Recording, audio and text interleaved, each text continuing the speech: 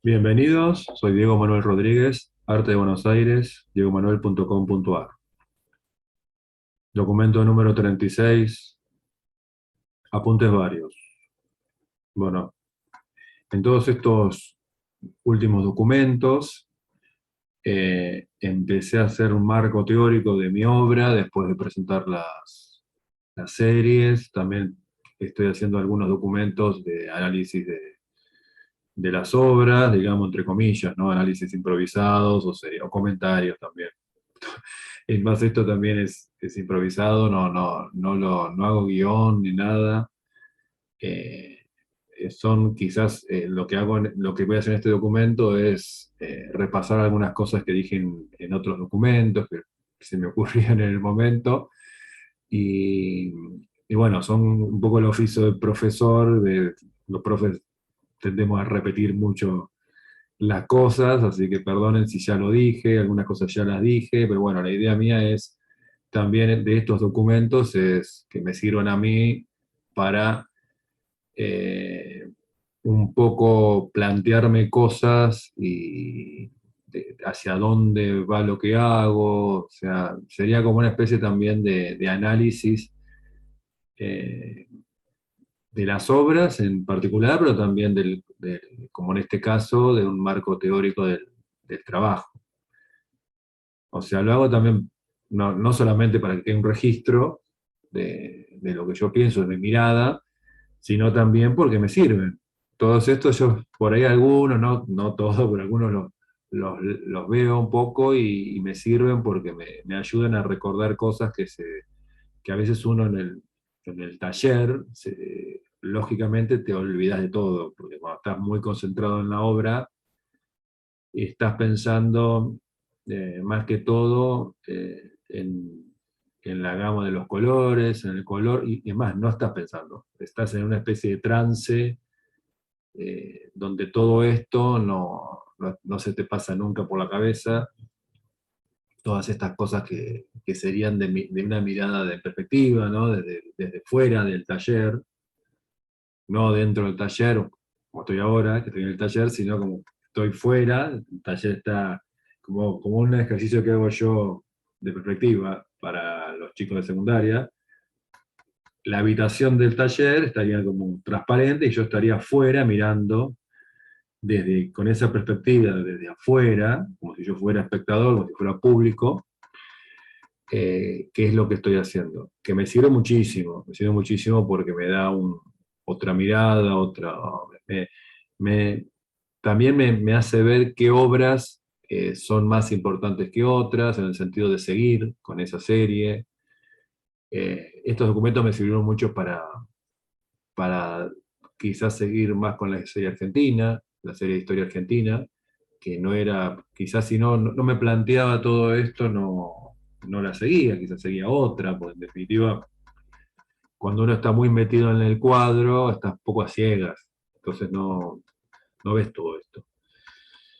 Y bueno, entonces estos son algunas, yo acá me hice un pequeño apunte para acordarme de lo que iba a hablar hoy, que son cosas que ya un poco las rocé en los otros documentos. Tengo preparada mi página por si necesito ir hacia algún cuadro, pero este va a ser un documento más teórico. Bueno, vamos por la primer idea que vamos a desarrollar, la importancia del oficio en el arte. Bueno, yo soy también público de youtubers y de artistas que tienen, y también de teóricos, y por ahí es algo que está un poco de moda en la red. No sé si en el arte, en el sistema del arte, que es otro de los temas que voy a tocar, realmente importa. Pero bueno, se toca mucho la importancia del oficio, y cuando se habla de oficio, se habla del oficio en el sentido que siempre de la pintura. Parece de escultura no, casi que no se habla de oficio, como si no hubiera oficio, y hay muchísimo más oficio en la escultura que en la pintura. Pero bueno, se habla mucho de la pintura, y yo creo que, bueno, lo dije en un anterior documento, para mí el oficio es algo que uno busca, que yo creo que siempre fue así, que en la pintura uno lo busca, cada pintor busca su forma de pintar, que es muy personal. Si realmente es un pintor de una carrera seria, va a tener su forma de pintar que va a ser que se va a identificar y va a ser como su sello. No hay una forma de pintar eh, que se puede aprender y es la buena, como se puede aprender, no sé, una técnica de un deporte. En realidad, cada artista va a experimentar con ese oficio y en los talleres te dicen algunas cosas interesantes, pero en realidad los mejores talleres son los que te hablan más que todo de la estrategia y como artista y hacia dónde tenés que ver. O sea, son los que te hablan de la mirada, de lo que vos tenés que perfeccionar, que es digamos, lo que ves, lo que buscas en un discurso, y no tanto una cosa hipertécnica de los óleos y de los pigmentos y todas cosas súper técnicas que yo creo que en realidad son importantes, pero son secundarias. Que en escultura sería también, por ejemplo, lograr un buen secado de un material, y obviamente que es importante, pero es absolutamente secundario.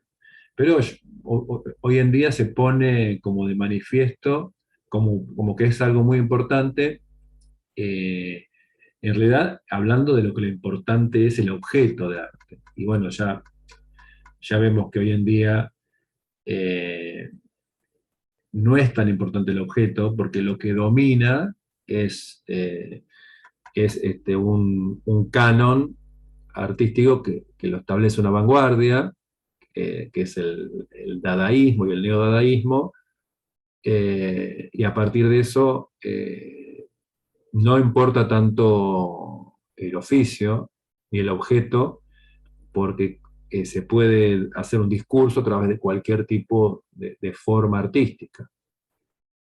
Entonces, no tiene sentido, menos todavía, pero antes tampoco lo tenía, hablar del oficio. Tampoco lo tenía antes de esta situación.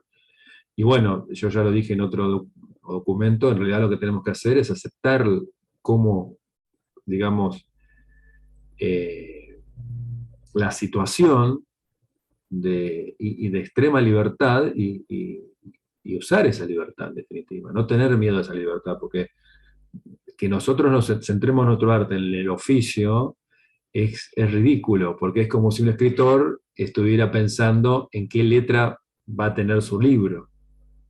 Si va a tener la letra, tal formato, que no sé los formatos, no soy experto, pero bueno, la letra tal, de tal forma y de tal número de letra, de tamaño, y si eso fuera importante. Es importante, claro, pues si un libro que yo quiero imprimir de mi obra, de mi novela, pongámoslo, no tanto hablando, vamos a hacer un ejemplo de la escritura, del escritor, de la literatura. Yo escribo una novela, me lleva 3 años, una novela policial. Y es importante si el libro sale con una letra grande y que se lea perfecto. Lógico, porque si mi libro lo hacen con letra de doctor, así a manuscrita, que no se entiende nada, quizás sea, digamos, yo como escritor no me sirve. Quizás si es un libro, sería como una especie de un objeto, digamos, o una obra conceptual, puede ser. Imprimir 30.000 libros con letra de doctor. Ahí ya hay otra idea, ahí surge otra idea conceptual que no la pueden entender nadie, yo creo que solamente lo pueden entender los farmacéuticos. Imaginemos eso, vieron que los farmacéuticos entienden la letra doctor, los únicos que entienden la letra doctor y además no entienden nada, no se entiende nada en la receta. Y, y bueno, imagínense imprimir 30.000 libros de la novela, la primera impresión de la novela, 30.000 libros con letra de doctor. Sí, sería ridículo. Obviamente que es importante que la letra sea grande, que tenga tal número, que lo pueda leer todo el mundo sin anteojos.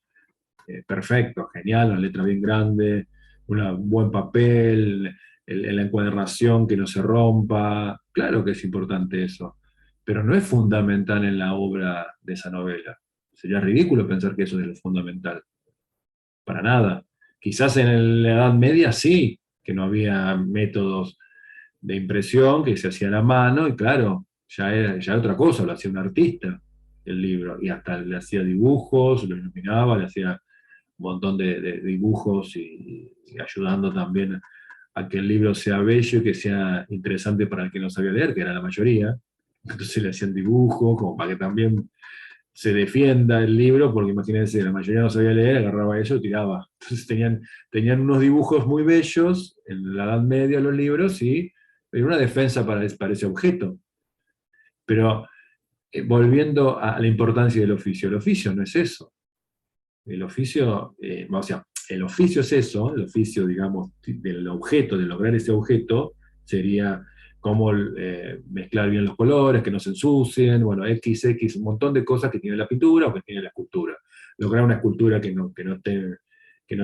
digamos, que esté bien eh, puesta en el pedestal, que no se caiga, que de hecho una escultura grande se cae y puede matar a una persona. O sea, claro que es importante el oficio, pero no es nunca fundamental. Lo fundamental es el discurso. Es el discurso. Y yo, en mi caso, por ejemplo, a mí mis maestros me dieron los mínimos, porque además yo hice la facultad cuando ya en Buenos Aires, digamos que es la ciudad dominante de la Argentina, aunque yo hice la facultad en La Plata, dominaba el arte conceptual ya.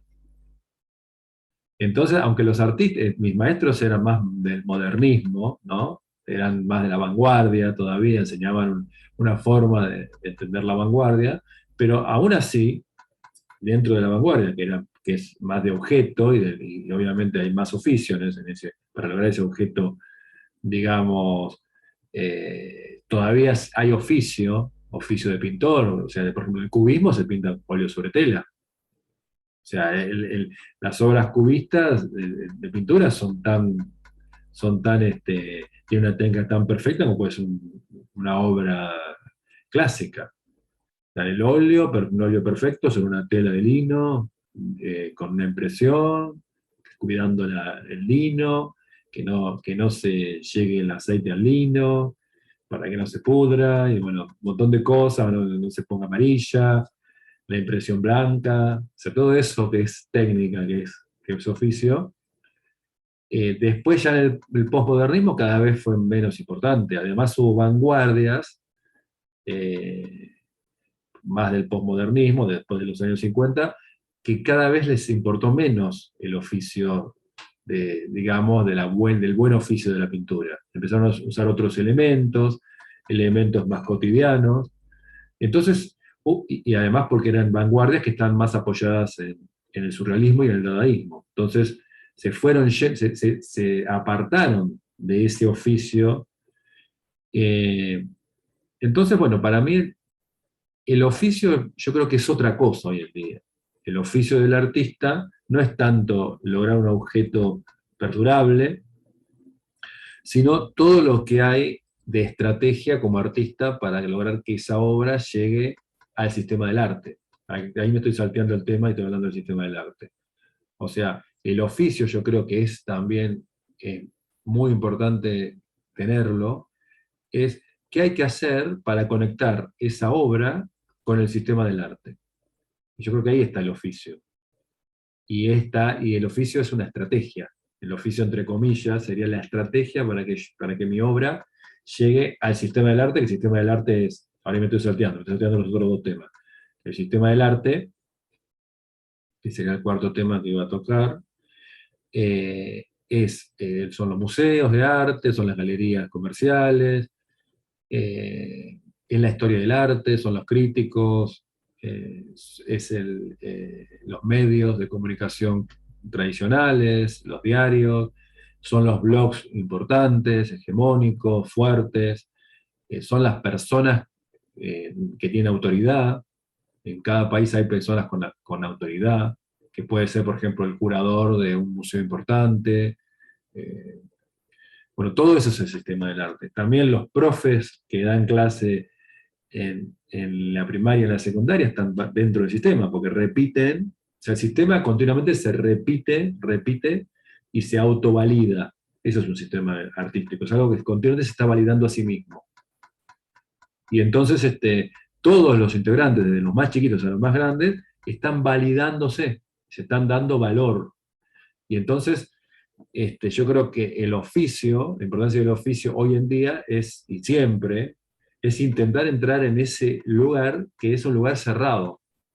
Y yo en algún blog, en algún post de mi blog, que yo tengo antes, tenía un blog que ahora lo tengo medio abandonado, porque estoy ahora con los audiovisuales, yo hice un post que hablaba de que el sistema del arte, no decía sistema del arte, pero hablaba de una catedral que es como una especie de catedral con las puertas cerradas del sistema del arte. Y si alguien no te abre la puerta, es muy difícil entrar. Y cada una de esas cosas, esos, y más todavía, me estoy olvidando, porque también está dentro del sistema del arte, hoy en día está también la red, podría ser, de alguna forma es como una especie de antisistema que se está metiendo en el sistema, la red como siempre pasa, todos los antisistemas después están en el sistema. Yo otro día estaba dando clase y yo les preguntaba a los chicos, ¿los dadaístas están en el sistema? Sí, si estoy dando clase y los estoy nombrando, están en el sistema. Ya entraron, ellos que eran antisistema, fueron de alguna forma fagocitados o sea, se fueron comidos por el sistema, y bueno, sus nietos o hijos, que son los artistas conceptuales, están muy en el sistema. Más que todo los más famosos o los más conocidos están muy en el sistema, son los grandes hits de venta, junto también con pintores que venden mucho. Obviamente, la pintura siempre se va a seguir vendiendo, siempre va a ser... eh, de hecho, el otro día estaba escuchando que un artista conceptual vendió una de sus obras más caras, la vendió que era un dibujo. O sea, era una obra una obra tradicional, de objeto. Y claro, porque la gente quiere el objeto. O sea, la gente que compra quiere el objeto, le cuesta muchísimo desprenderse del objeto. Y de hecho, los artistas conceptuales venden fotos, venden los registros de sus obras conceptuales. O sea, venden un objeto. O sea, es muy difícil despegarse del objeto. Y hablando del objeto, voy a hablar, ya que estoy medio como juntando los temas, el aura sería, bueno, es una palabra que usa Walter Benjamin, que sería, él habla de que le queda, en uno de sus documentos, habla que el arte todavía conserva algo de su esencia primitiva, o principal, quizás sería no primitiva, sino principal, que era un objeto de culto, un objeto donde los hombres hablaban con la eternidad, con la muerte, con los dioses, con la religión. O sea, es un objeto que tiene una especie de... eh, sería como un objeto mágico, ¿no? Conserva, y que bueno, el documento habla que ya en ese momento, a mediados del siglo XX, se estaba viendo como que ya se estaba, y antes también, el arte empezaba a reproducir, el arte plástico y en el cine ni hablar. Ya era una copia de reproducción, y que esa reproducción no estaba perdiendo, o que iba a perder el aura, que sería esa conexión con el objeto mágico. Porque al ser un objeto repetido, no al ser un objeto único, y bueno, yo en otro documento, mi reflexión es que, porque se discute esto, algunos discuten que no es así, porque en realidad la repetición en las redes lo que está haciendo es que se está haciendo famosa esa obra, más todavía, y en realidad hay como una especie de aura. Pero yo creo que lo que yo entiendo como el aura sería que lo que está perdiendo de conexión con ese objeto es algunos actores del sistema del arte que eran importantes para ese objeto. porque no era cualquier objeto que tenía aura, sino que era un objeto validado. Y creo que como se está cambiando el sistema del arte, con esta importancia de las redes, eh, entonces quizás lo que pierde con esa repetición de esa obra, lo que pierde importancia es el lugar donde está esa obra, el museo, o sea, en la catedral sería lo que está perdiendo importancia, porque ya la gente se conecta con ese objeto que sigue teniendo para mí, ese objeto validado, sigue teniendo el aura, sigue siendo un objeto mágico, pero ya no importa mucho quién le da la validación, sería el museo, el lugar, sino que la validación la tiene el mismo objeto y la imagen de ese objeto. La validación o el aura sería la conexión mágica con esa obra, y que en definitiva la conexión mágica yo creo que es que la obra te siga diciendo cosas, no tanto eh, si se repite o no. Y yo creo o sea, no es que se pierde el aura en el objeto artístico, sino quizás lo que se está perdiendo es ese lugar mágico, no tanto el objeto como objeto mágico, que es la obra de arte, o la imagen, porque puede ser también una obra conceptual, la imagen, lo que queda, el lugar, el registro, la idea que tiene un registro, eh, digamos, eso no pierde la conexión mágica, sino quizás lo que está perdiendo esa conexión son los lugares que antes eran los lugares donde estaban esas obras. Porque ya no importa tanto, porque están tan accesibles. La mayoría de la gente llega a las obras con un dispositivo y llega a través de lo digital. Y la imagen se ve perfecta, cada vez se va a ver más, digamos, quizás hasta se va a ver mejor que, que en el museo, porque hoy en día hay las obras muy importantes son difíciles de ver, porque está el museo lleno de gente, entonces quizás eh, es más fácil verlo en la pantalla, como pasa en los recitales, que la banda de rock famosa está chiquitita así, y la gente ve la cara de su ídolo, de- digamos, el cantante de la banda, la ve gigante en una pantalla gigante. Y bueno, entonces yo creo que sí, quizás lo que está perdiendo el aura, digamos, esa conexión con lo mágico, son algunos actores del sistema del arte. Eso está pasando. Por muchas causas, no es solamente por la digitalización, por las redes, es por otras causas que igual no me exceden a mí, no quiero tampoco meterme en ese tema, porque no soy experto del sistema del arte, pero sí, yo creo que hay un montón de causas de por qué los museos van perdiendo, digamos, ese misterio, ese respeto, ¿no? Que tenían quizás antes y que de alguna forma se va perdiendo, y quizás sí se va perdiendo ese respeto y el aura de esos lugares.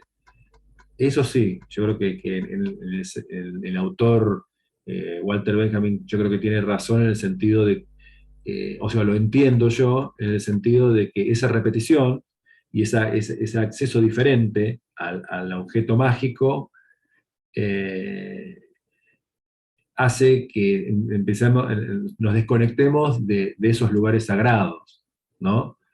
Que eran la iglesia, ¿no? Con las obras religiosas, son los museos con las obras más famosas. Eh, ya yo creo que la cantidad, la mayoría de la gente no sabe realmente dónde están las obras importantes. No le interesa, no es que no sabe, no le interesa que está en tal museo, en tal otro, porque lo ven y cada vez se ve con más calidad en los dispositivos, porque hay formas que, que compiten en los dispositivos, hay plataformas que compiten y hay obras que se ven con una calidad que yo creo que no la veríamos nunca con la presencialidad en el museo.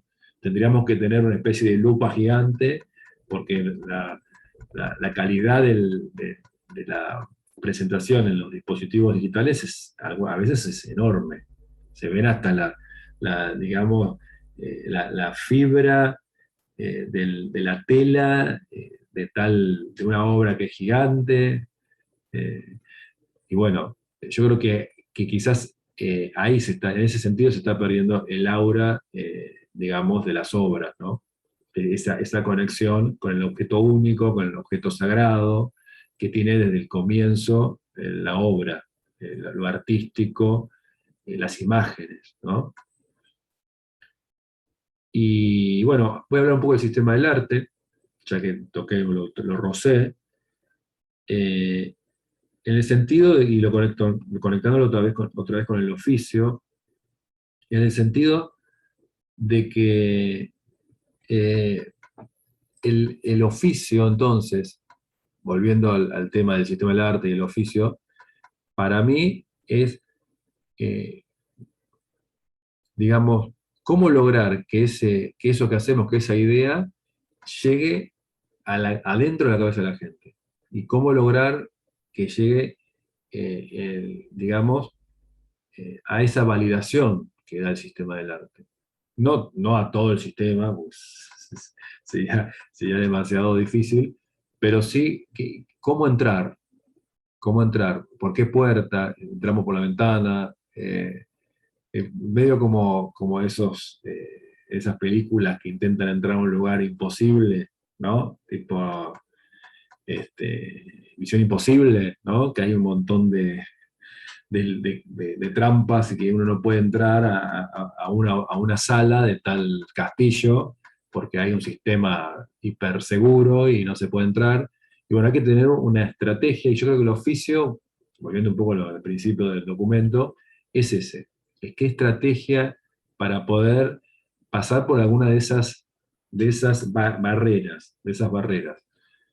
Y después, bueno, hablando del oficio, hay muchos, digamos, anti-arte conceptual, ¿no? Y de alguna forma hablan del oficio, que lo importante es el oficio, la creación de imágenes, y bueno, y el oficio, y el óleo, y, y- y yo creo que en realidad toda obra artística, incluida la conceptual, y más que toda la conceptual, tiene muchísimo oficio, porque tiene muchísimo de lo que yo hablo de la estrategia. Porque quizás los pintores imagineros, los que somos muy de imaginar, y somos muy que nos metemos en el taller, confiamos en que esa obra, digamos, logre traspasar las barreras sola. Tenemos ese espíritu en general, quizás y, muy romántico, pero un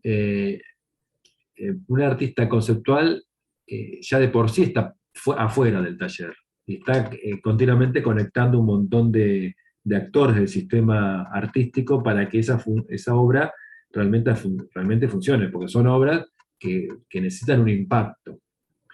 Y hay un oficio en eso, que no es reciente. Además, primero que el dadaísmo ya tiene su surgimiento de la vanguardia, ya pasaron más de 100 años. Pero también estas artes performáticas son milenarias, porque muchas de estas obras que no tienen ningún objeto, que son eventos, situaciones, sí, a veces situaciones, bueno, que son risueñas, y además a veces son impactantes las situaciones, están en la historia, quizás no del arte, sí, pero sí de, de los artes, no sé si exactamente es del arte plástico, pero sí de los artistas de variedades, del circo. Por ejemplo, hay performance ese payaso que está en el circo y hace participar a la gente y llama a uno, y que están en las plazas, a veces ni en el circo, en una plaza. Ustedes habrán visto en alguna plaza de su ciudad que llega un payaso, un actor, pero que actúa mucho con el público y que a veces hasta lo incomoda al público. Bueno, todo eso es algo que después van a ser los artistas conceptuales y se basan en ese oficio. Lo aprenden, seguramente lo habrán visto, lo habrán vivido como, lo habrán, o sea, ellos lo habrán visto como público. Cualquier niño que fue a algún circo y vio ese payaso que le tira al otro un balde lleno de acerrín y bueno, todas esas cosas que son milenarias, porque son sketches milenarios.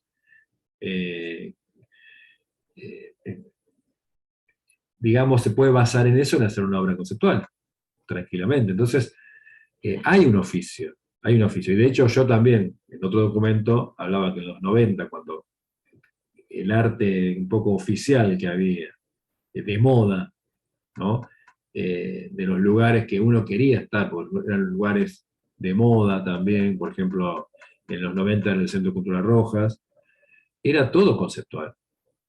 Quizás eh, había pintores también, pero que yo recuerdo era todo muy conceptual, muy de neodadaísmo. Eh, y bueno, yo me choqué con eso y yo no lo seguí, no es porque no lo sentía, no lo sabía hacer. Y hoy en día no lo sé hacer, no tengo el oficio. No tengo el oficio de poder conectar todos esos actores que son necesarios. Porque, por ejemplo, el otro día estaba escuchando a una curadora que hablaba de, bueno, de esa obra de Mauricio Catalán, de La Banana, y ella hablaba, lo que yo dije también, eh, comentaba el otro día en un documento, ese artista tiene todo atado, ya sabe hasta en qué diario va a salir la noticia, quién se va a enojar, ya está esperando al que se va a enojar para pincharlo más todavía, ya mandó a otro para que lo haga enojar más todavía, para que le diga algo. Eh, eligió bien el día, elige a la gente. Hay toda una situación de mucho trabajo. No es solamente que puso una banana y ya está. Porque si él ponía una banana en un lugar que no estaba bien, el día que no convenía, y no tenía atado todas esas situaciones que sabía que tenían que pasar, que eran de una relojería perfecta, porque para lograr esa noticia, que también excede al sistema artístico, eh, es algo que está súper pensado, no es que es de casualidad que salen las cosas, aunque hay cosas que salen de casualidad. Pero yo creo que no, que en esta obra es una obra que está milimétricamente pensada, como tiene las otras obras que también tienen mucho trabajo artesanal. ¿Eh? El mismo artista. No todo es un objeto así como esa banana pegada, sino que hay otras, o sea, eh, y bueno, yo ese oficio no lo tenía en ese momento. Y ahora tampoco, yo creo que tampoco, yo no tengo ese oficio que yo lo veía en muchos compañeros míos. Yo me acuerdo en las exposiciones que yo antes iba mucho, tenía 20 y pico de años y bueno, estaba todavía con el ambiente de la facultad. Yo cuando dejo la facultad dejo un poco todo ese ambiente, pero mientras yo iba a la facultad me acuerdo que iba mucho a las exposiciones, encontraba con un montón de gente, y muchos estaban, digamos, creando esa estrategia, y era estar atrás de los actores del sistema del arte de ese momento de La Plata, de la ciudad de La Plata. Entonces estaban atrás del director del Museo Provincial, estaban atrás del director del Museo Municipal, atrás, quiere decir, al lado, y haciéndose amigo, y si se iban a tal fiesta, la persona iba, lo seguía, y hablando y estando, y después en los concursos llamando a los jurados para tratar de entrar al jurado, o sea, toda esa cosa que yo nunca hice, bueno, esa gente lo hacía, lo sigue, debe seguir haciendo, y es parte, yo creo que del oficio, entre comillas, del oficio. Es también oficio. De hecho, cuando mucha de esta gente que está enojada con los artistas conceptuales, es ridículo, porque no te saca el lugar el artista conceptual. En realidad, los pocos lugares que hay, te lo sacan, entre comillas, te lo ganan el lugar, esa gente que está ahí como perro, que como esos perros que siguen al carro, como perro seguidor de Zulki. Zulki es un carro, en la Argentina es un carro, este, y siempre esos carros, ¿no? Que llevan, no sé, eran los carros de antes que llevaban a la gente, que eran como un taxi de antes, como, digamos, a caballo, con un caballo solo, y siempre había 2 o 3 perros que lo seguían. Y bueno, tenés que tener esa mentalidad y esa energía que yo la intenté tener en el taller, con las obras, no, o sea, para bien o para mal, siempre en el taller. Eh, y bueno, y eso también es oficio. Y no hace falta que sean un artista conceptual. Hay un montón de pintores, de artistas que logran lugares por esa fuerza que tienen de conectarse con los actores del sistema del arte. De hecho, yo me acuerdo que, que hace unos años yo hice un experimento, yo mismo, que después no lo seguía haciendo porque era tristísimo el experimento, que era googlear el jurado con los que ganaban los concursos de arte, acá en Argentina, ¿no? Entonces yo googleaba tal, porque los que ganaban yo no los conocía. Me sigue pasando. Yo veo, por ejemplo, los 30 que entran al Salón Nacional, los 40, no sé, y los 10 que ganan los premios, y yo la mayoría no los conozco. Porque no estoy metido en el ambiente, no conozco a todos, por algunos sí, los conozco. eh, este, También yo, porque los nombres soy terrible, cuando me olvido de los nombres, eso sí, yo sí, no retengo mucho los nombres, pero en general son artistas así, bueno, que están trabajando, no son, ningún artista plástico es famoso, en general es mucho más famoso que cualquier persona que sale en la televisión y hace cualquier pavada, o un youtuber que hace, no digamos pavada, que tiene su estrategia, digamos que es mucho más conocido. Pero digamos, yo no los conozco, no los conocía, por eso son súper conocidos. Y bueno, a mí se me ocurrió decir, a ver, entonces yo googleaba algunos nombres del jurado con los, con los que habían ganado o habían tenido o tienen una mención, y siempre se conectan, es increíble. Yo lo hice 2 o 3 veces y se conectaban al toque. Ponía los 2 nombres y se conectaban y aparecía un proyecto que habían hecho juntos, o algo, o que estaban en la misma cátedra, o que estaban en y entonces, y bueno, eh, no, o sea, no es porque es conceptual y los que están en los lugares es porque es un artista, es el arte conceptual que está sacando a los pintores de los lugares. No es así. Yo también creía eso en un momento, en los 90, realmente yo creía eso, lo mismo, pero hoy en día no, porque hoy en día todo eso se acepta, las pinturas están en todos lados, eh, en todas las galerías, en todos los lugares, hay pintores, y en realidad lo que decide el lugar es la obra también, porque hay muchos actores del sistema de arte que son súper profesionales, intentan serlo, pero también pasa que, como yo decía, que yo googleaba y aparecían la conexión entre las 2 personas, el que entraba al salón y el jurado. Pero también pasa que quizás el jurado de un concurso que ve 2.000 obras, se quede rápidamente con la obra de la persona que conoce, porque también conoce mucha obra de esa persona, o conoce 10 pinturas, entonces se siente más seguro eligiendo a esa persona que eligiendo a alguien que por ahí le gustó la obra, pero es una sola obra que hizo, que justo de casualidad le gustó, y también puede pasar eso, que eso también sería injusto. Es injusto que entren los amigos, ¿no? Entre comillas, los amigos, pero también es injusto que alguien premie una obra de una persona que quizás la única obra que hizo es esa, por querer ser imparcial y no poner a los amigos. O sea, hay que verlo de varias formas, y yo no digo, y también es un factor humano. Es un factor humano que alguien elige lo que conoce. Es lo lógico, lo normal. Es humano y yo no estoy criticando eso. Pero digamos que ahí está la raíz de por qué entran dentro del sistema del arte, o por ejemplo los concursos de arte que están dentro del sistema del arte, serían como, también digamos, sería la academia misma, ¿no? Un salón nacional es la academia misma, el jurado, sería la academia que te permite entrar históricamente, es así, digamos que cuando vos entrás, te están dando como una palmadita como que vos estás entrando en la academia, de alguna forma, de ese país o de ese sistema de arte. Y, y bueno, yo creo que ese es el factor humano es lo que elige por qué entra uno y el otro no.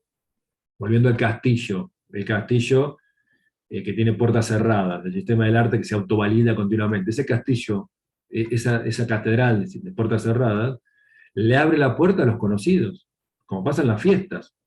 Si uno quiere entrar a una fiesta privada, es muy difícil. Ahora, si vos de la fiesta privada tenés invitación, estás en la lista, entrás. No es difícil. Cuando vos estás en la lista de invitados, entrás. Mostrás el DNI y entras. Eso uno va tranquilo, que sabés que vas a entrar. Ahora, si vos vas a una fiesta que tiene lista de invitados y no estás invitado, sí, seguro que es difícil, es complicado, te van a decir que no, seguramente, o vas a tener que estar hablando una hora en la puerta, llamando a gente, un poco lo que hacían estos, que yo me acuerdo que íbamos a las exposiciones y estaban ahí, y bueno, ahí estaban al lado del, de alguna forma del portero de la catedral, que sería, por ejemplo, estaban al lado del director del museo y, y hablando y hacerse amigo y bueno, y que le conozca el nombre. Y bueno, yo creo que eso va mucho más allá de si es conceptual o no. Aparte, es ridículo pensar que esos artistas, por ejemplo, en, el- en los 90 que yo quería entrar a ese lugar, que para mí era el lugar que estaba más de moda, que era el Centro Cultural Rojas, es ridículo pensar que entraban solamente los artistas conceptuales o neodadaístas. Yo en el momento yo pensé también como, solamente los conceptuales, yo que pinto, no me dan bola. No, no entraba porque no me conocían. Si yo era el hijo de tal, y que entraba por lo menos. Por ahí después me decía, mirá, no pintes, hacé una latita y ponerle una boquita y ponerle, no sé, Marilyn Monroe y hace esto. Por ahí me decían, mira, yo quiero que estés en esta exposición grupal, pero mira, tenés que hacer esto. Por ahí pasaba eso también. Y yo por ahí no lo quería hacer. Pero el contacto y el interés de que uno esté era porque te tenían que conocer, que puede ser por contacto de que sos un familiar, o que te conocen, o que te hiciste conocer, porque fuiste todos los días, como hacían estos artistas que iban las exposiciones, se metían al lado del tipo importante, o de la mujer importante para tratar de que te conozcan, de que te tengan en cuenta, que te hagan entrar entonces al salón. Poco estar en la puerta de la fiesta, donde no estás invitado, y estar ahí horas, y estás desde las 9 de la noche, y ya son las 3 de la mañana, y querés entrar, y vos ya ves que la gente se va a la casa, y vos estás todavía ahí, parado en la puerta, hablando con el portero, hablando con el portero. Y bueno, en realidad no tiene nada que ver si es arte conceptual, o es pintura, o es oficio, o no tiene oficio. Por eso para mí, si hay que hablar de oficio, sería esa persona que no tiene ningún contacto, porque si tenés contacto y estás en la lista, no hay problema. Si estás en la lista de la fiesta, no hay problema. Pero yo creo que si hay que hablar de oficio y que realmente los artistas conceptuales lo tienen muy claro, es que tenés que estar en la lista. O sea, de alguna forma logran estar en la lista de invitados. Eh, y bueno, y, y bueno, los pintores, o por lo menos En mi caso yo siempre no me pareció que no me gustaba ese juego y hacer eso, y yo me metí en el taller y me conecté mucho con internet, directamente con pero desde siempre, desde que comencé, de hecho yo lo digo en varios documentos, desde el comienzo de que yo salgo de la facultad, hago mi página y siempre me conecté directamente con el público a través de internet, porque mi propia forma de ser era que no me adaptaba a eso, a estar ahí en la puerta de esa fiesta e intentar entrar y tratar de que me conozcan y ir todos los sábados hasta que en algún momento ya empezaba a entrar, porque ya me conocían y todo eso que hacen muchos artistas, más allá de que sean eh, pintores de oficio o que sean artistas conceptuales. No tiene nada que ver, para nada. Y bueno, ya hablé del sistema del arte, hablé de la importancia del oficio en el arte, el aura, y bueno, ahora me queda el arte narrativo. Y bueno, esto también lo toqué en otro documento, y bueno, para, digamos, para redondear la idea del arte narrativo, para mí todo el arte es narrativo, todo arte es narrativo, siempre estamos contando una historia, y todos los artistas contamos una historia. Sacando algunos momentos del arte que son de experimentación, que fue bastante largo el momento de experimentación de las vanguardias, que eran más experimentales, pero las mismas vanguardias intentaban ser narrativas en algún momento, algunas, otras no, por ejemplo la surrealista era narrativa en general, eran artistas narrativos, con su narración fantástica, pero la narración también, y muy narrativos.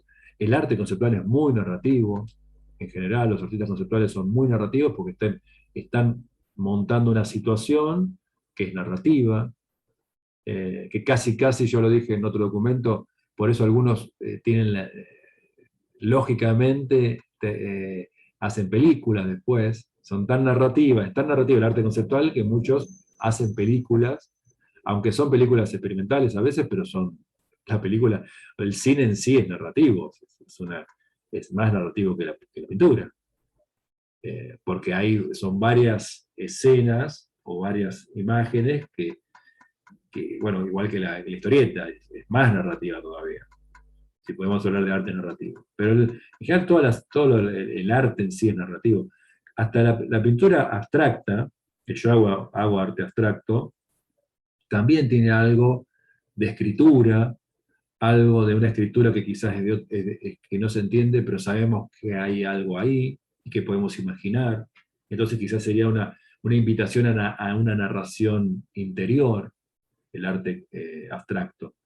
Por ejemplo, vamos a mostrar el arte abstracto geométrico, lo primero que hago yo, que parece una escritura, ¿no? Vamos a ver cuál puede ser. Vamos a mostrar.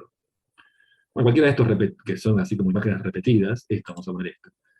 Eh, Esto que uno puede decir no es narrativo, pero el que lo ve sabe que podría ser un sistema de código, tipo código Morse, no sé, un código de alguna cultura, esto podría ser letras o palabras, tranquilamente.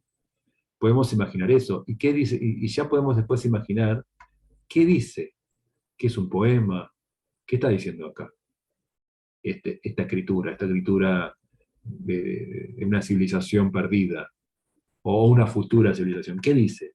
¿Qué está diciendo? ¿Qué dicen esos colores? ¿Qué dicen esas formas? Esos círculos concéntricos que son totalmente distintos uno que otro. ¿Es una poesía? Me parece bello y entonces para mí es poesía. ¿Y qué poesía es? Ya ahí estoy invitando a una narración también, a la narración interior del que lo ve. Porque en definitiva todas las obras, y ni hablar las conceptuales, o sea, toda obra es conceptual. El otro día estaba también, decía, bueno, los cuadros de las Meninas de Velázquez es terriblemente conceptual. Eh, o sea, todo arte es conceptual. Pero digamos, el arte conceptual, ¿no? Digamos que no necesita del objeto artístico, no necesita de la pintura, no necesita de la escultura, que un poco eso viene del neodadaísmo, bueno, del dadaísmo. Bueno, ese objeto, no ese objeto, sino esa pieza conceptual, ¿no? Eh, es súper narrativa, porque está mostrando, por ejemplo, eh, cualquier obra, no me sale ninguna, pero bueno, la obra más repetida y que siempre se nombra de arte conceptual, que sería eh, la primera obra, entre comillas, que es el Mingitorio de Duchamp. eh, cuánto se dijo de esa obra? ¿Cuánto podemos decir? Después, bueno, sabemos que no la pudo exponer, que fue como una especie de, digamos, de broma, entre comillas, cuando el dadaísmo era un arte de la broma, un arte del irónico, que esa ironía después casi que pasa a ser el sello de todo el arte posmoderno. eh, Todo el arte posmoderno es irónico, quizás la- y ahí se ve cómo de a poco le va ganando a las otras vanguardias el dadaísmo. Como ya en esa ironía que tiene todo el posmodernismo, esa ironía de cita, que no es el único, o sea, siempre estuvo la ironía en el arte, siempre estuvo el artista que citaba a otro y lo citaba mal, entre comillas. O sea, pero bueno, esa broma de Duchamp, eh, que fue entendida mucho después, ¿no? Eh, pero digamos que o sea, fue entendida mucho después como obra de Duchamp, pero ya fue asimilada antes con el surrealismo. Eh, y bueno, todo lo que se puede decir de esa obra es una obra narrativa también. Nos dice un montón de cosas, nos dice un montón de cosas del sistema del arte, nos podemos hablar un montón, nos podemos imaginar un montón de cosas que en definitiva la obra, eh, digamos, del artista del arte visual es narrativo, pero narra, como lo dije en otro documento, para mí, narra a través de las ideas que dispara en el otro. Porque no es como una novela o como una película, eh, como el cine, que hay una historia que podemos decir, mira, pasa esto, hay dos personas que están charlando en un café y en un momento empiezan a discutir, y podemos hablar literalmente de lo que vemos, la historia, aunque después la historia es otra cosa, dispara otra cosa, nos dispara otras ideas, pero hay una narración muy clara en el cine o en la novela. Pero en la pintura, siempre, la narración es a través de códigos, eh, de cosas que ya sabemos lo que quiere decir. En la obra religiosa, la aureola, digamos, del santo está diciendo una cosa, el manto dice una cosa. eh, y lo mismo pasa, por ejemplo, en una obra moderna, que narrativa, en el surrealismo, hay un montón vemos en las obras de Dalí, están llenas de códigos y de mensajes, que podemos hablar un montón de los mensajes y cada uno va a decir una cosa distinta, un montón de Picasso, un montón de autores que eran vanguardistas, pero que a la vez eran narrativos. De hecho, Picasso para mí, Picasso es Picasso por el Guernica, que es una obra muy narrativa.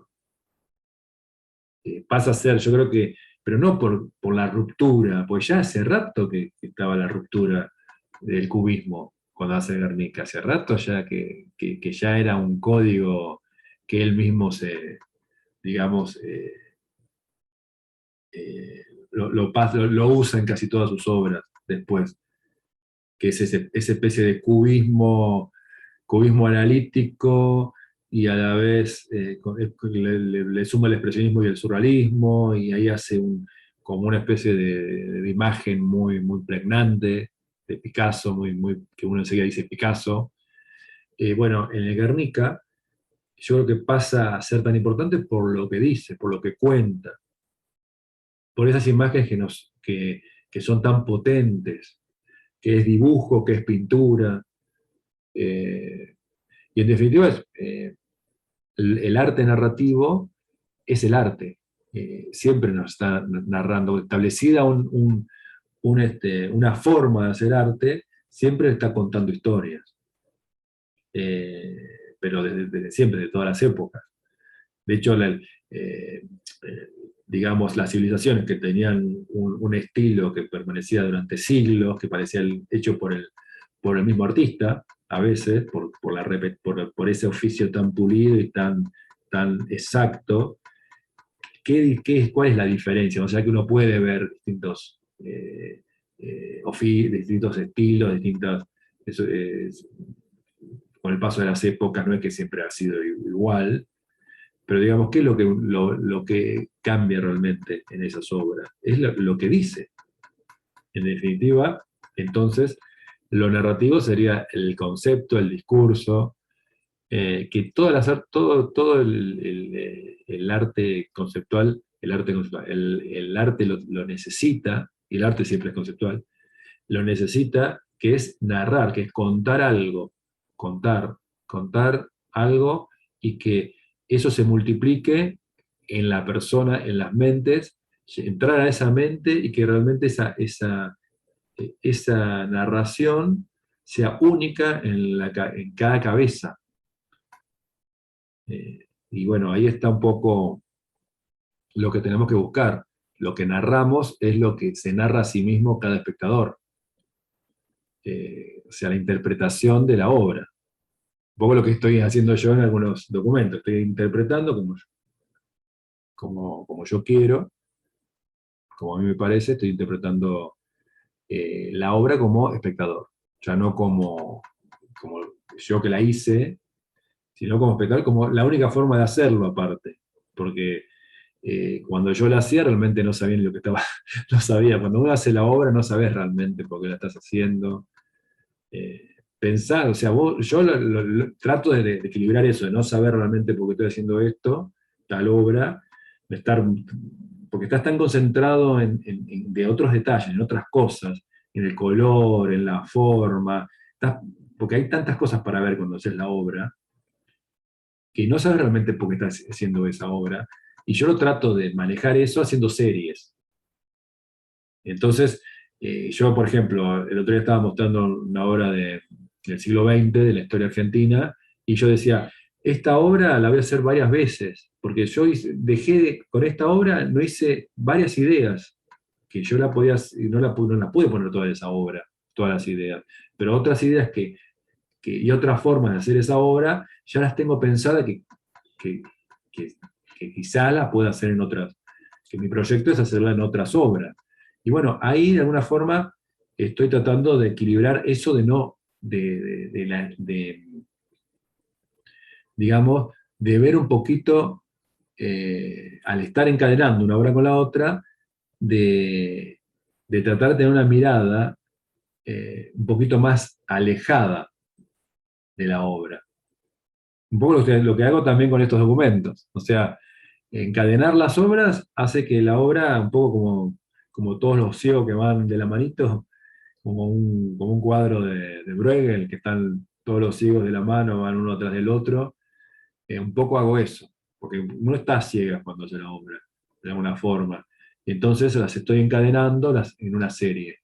Y después, y de esa forma tengo como una especie de mirada, no de mirada, por lo menos de guía, ¿no? Como los ciegos que van en el cuadro de Bruegel, van uno atrás del otro y de la mano, un poco una obra guía a la otra, aunque todas están hechas un poco a ciegas, pero un poco una obra guía a la otra en la serie.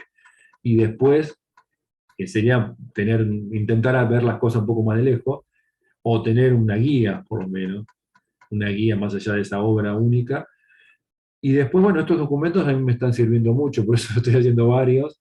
Me sirve mucho para mi estrategia de taller, mi estrategia de obra, que bueno, que quizás no es una estrategia tan ambiciosa de un artista conceptual, pero bueno, también es una estrategia, aunque es una estrategia de los pintores, así que somos más, más de estar en el taller, más eh, quizás, bueno, como dije hoy recién, tenemos la ilusión de que la imagen puede abrirse camino, y quizás también la comodidad, ¿no? Decir eso por comodidad, también porque nunca realmente yo pude hacer lo que hacían esos artistas amigos que yo tenía en esa época, de estar tratando de estar al lado de, digamos, del actor del sistema del arte, del presidente, del tipo que tenía contactos, y estar al lado, y bueno, estar en esa puerta de la catedral, toda una noche tratando de entrar, y bueno, yo nunca lo pude hacer, y bueno, quizás eso de tener, digamos, eh, esa mirada romántica, que la obra se va a abrir sola, se va a hacer sola, va a abrir la puerta, la obra, la imagen, esa también sea una especie de consuelo, ¿no? De, de engañar, de autoengaño, y de pensar realmente que una obra puede hacer eso, que puede abrirse camino sola, sin que esté alguien ahí tratando de entrar, ¿no? Con la obra, en la puerta de la catedral toda la noche, y escuchando la misa que se hace adentro, la fiesta, la reunión de todos los invitados que estaban en la lista y que uno nunca puede entrar, y bueno, eso también, yo creo que ese es el oficio verdadero de hoy en día, y que siempre lo fue.